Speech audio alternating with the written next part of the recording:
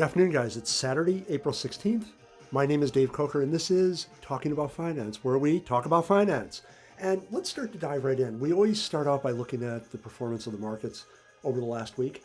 And S&P 500 finished down about 2.39% on the week. It's down now, unfortunately, again, year to date, 7.8%. The VIX traded up slightly to 22.7. Remember, the mean is roughly 20. Standard deviation's 8, so we're well within that plus or minus 1 standard deviation bound. The 10-year note closed this week at 2.83. It's up 1.3% year to date. Starting to see a lot of money now moving into fixed income now that these rewards are getting much larger than they were. And they're still negative in real terms, but they're much more attractive to some investors. Oil closed the week at 106.38, up about 8.3% week on week, and about 41.4% year to date. Now, there's some speculation that inflation is peaking. Even though overall CPI is 8.5% year on year, core CPI, which excludes food and energy, came in at 6.5%. So it missed the forecast of 6.6, and the market's full of optimists. And we saw a flurry of activity, buying activity. I actually bought on the back of that news. It missed forecasts of 6.6%. Still, I'm not totally convinced. Remember, I'm a little bit different in that I invest just for cash flow. There were definitely some good deals out there, but I'm not really convinced about CPI going forward. PPI, the producer price index, came in at 11.2% year on year, and these increases have to be factored in. In fact, producers can either raise prices, shrink profit margins, or in actual practice, they'll end up doing both. So I believe we're likely to see CPI running hot again in May.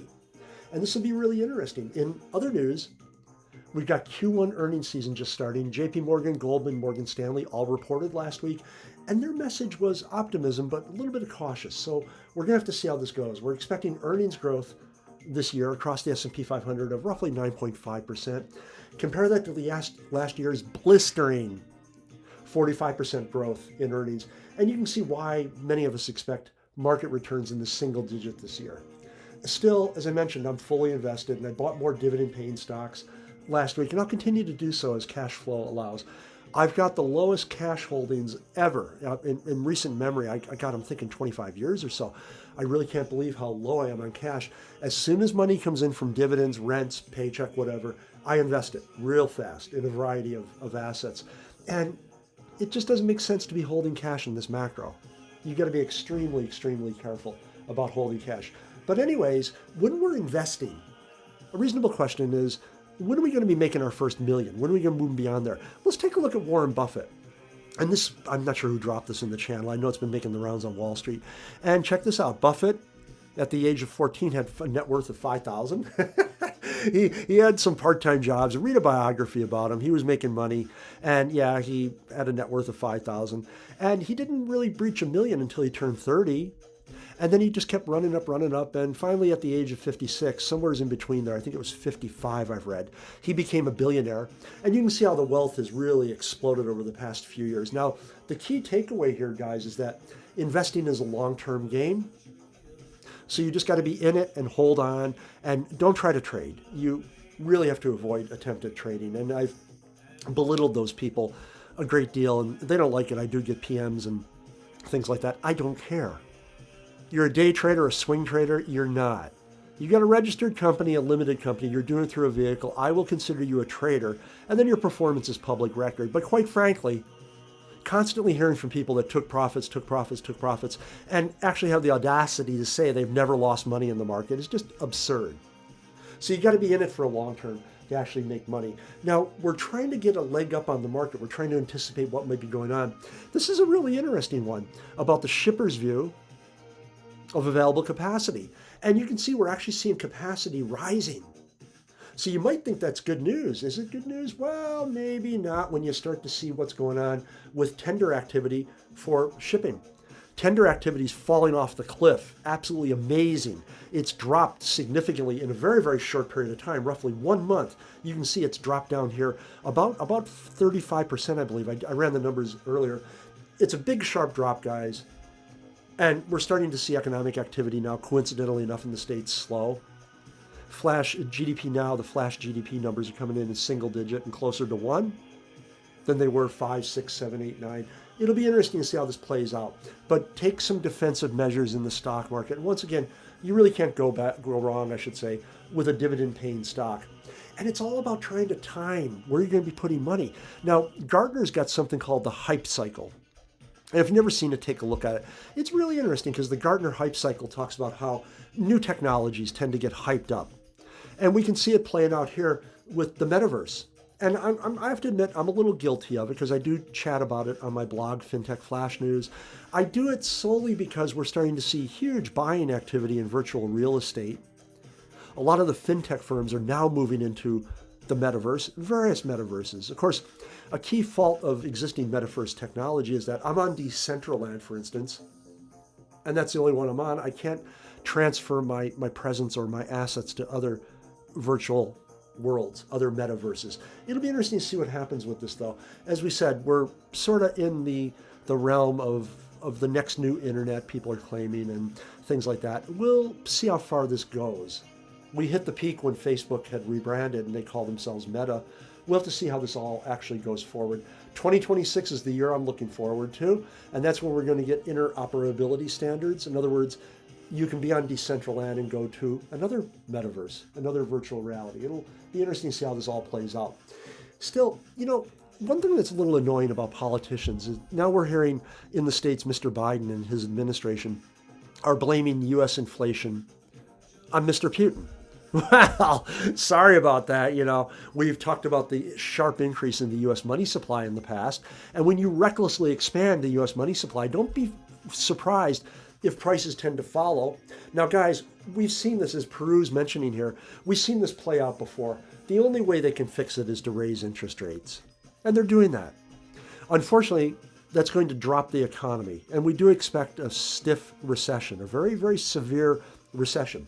Once again, you can make money during these things. You just got to be prepared. Think ahead.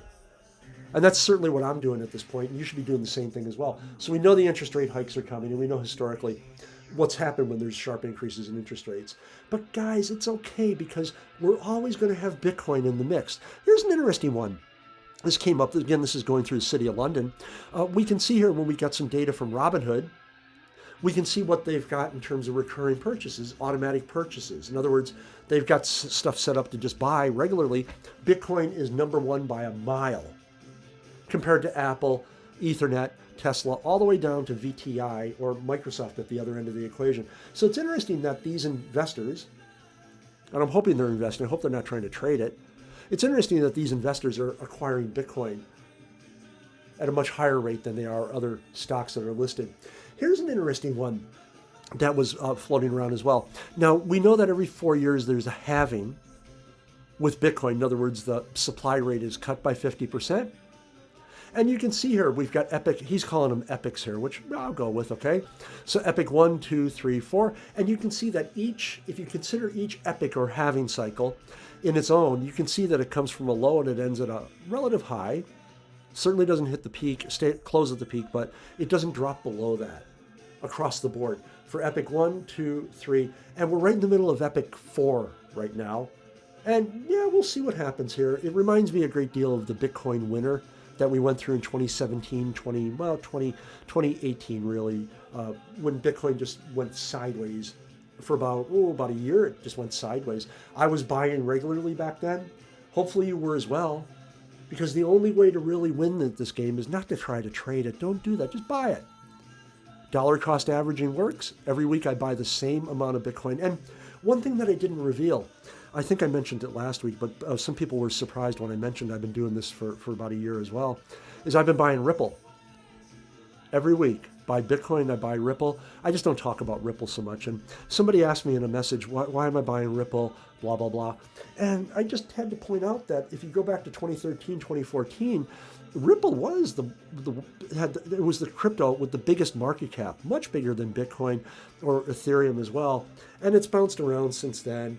And while I don't really predict those days are coming again, I do think Ripple is actually a very, very good buy at its current prices. And keep in mind, a year ago when I first started buying down to 20 cents at one point. My God, trading at about 80 cents right now. Yeah, just put some money in. Money that you can afford to lock in for a while. And remember, guys, when you buy Bitcoin, you're special. This is a lovely one, isn't it? I'm going to start to tell you. I'm going to start to always put the suffix study shows because you could say the most bizarre stuff, right? And this is one we all got a good laugh at. And yeah, if I'm a psychopath, then I'm a psychopath with Bitcoin. I'm not just a fan. I'm an investor. I've been buying it for years, as you know, once a week. And yeah, I'm guilty as charged. Don't care about anyone. Okay, I don't know what to say about that. But look at it this way. If this is the worst criticism they can levy, that means we're winning.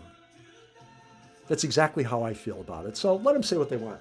Okay, guys, that's it for this week. It's been wonderful chatting with you. Hopefully you're going to have an excellent weekend and break, whatever your holiday schedule is. Hit the markets hard next week. Remember, cash is for losers. You got to get that money to work somehow. I like dividend-paying stocks. As long as you buy something, just get something. And always put a little bit in Bitcoin. And if you want Ripple, go for it. And you'll do well. Thanks for your time, guys. Take care.